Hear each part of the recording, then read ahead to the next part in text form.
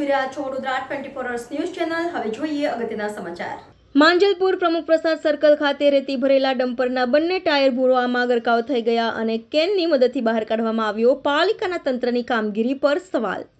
Vadodara smart સિટીમાં આવેલ માંજલપુર વિસ્તારમાં આવેલ પ્રમુખ પ્રસાદ સર્કલ ખાતે રેતી ભરેલા ડમ્પરના બંને ટાયર ભૂવામાં ગરકાવ થયા હતા, ત્યારે પાલિકાની કામગીરી પર સવાલો ઉઠી રહ્યા છે કે શું આ વડોદરા સ્માર્ટ સિટી છે?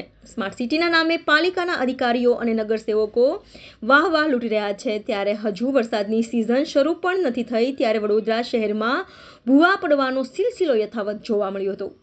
ત્યારે વડોદરા શહેરમાં માંજલપુર વિસ્તારમાં આવેલ પ્રમુખ પ્રસાદ સર્કલ ખાતે રેતી ભરેલા ડમ્પરના બંને ટાયર ભૂવામાં ગરકાવ થયા હતા।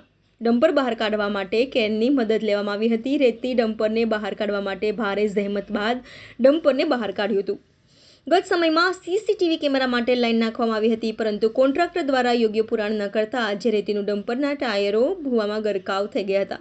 એક બાજુ ટ્રાફિક શાખા વિવિધ ડ્રાઈવ ચલાવી રહી છે, ત્યારે આવા ડમ્પરો ઓવરલોડ ભરીને માર્ગો પર પસાર થતા હોય છે અને અકસ્માતના બનાવો પણ બનતા હોય છે। ત્યારે માંજલપુર પ્રમુખ પ્રસાદ સર્કલ ખાતે રેતી ભરેલા ડમ્પરના બંને ટાયર ભૂવામાં ગરકાવ થયા અને ક્રેનની મદદથી બહાર કાઢવામાં આવ્યા। પાલિકાના તંત્રની કામગીરી પર સવાલ।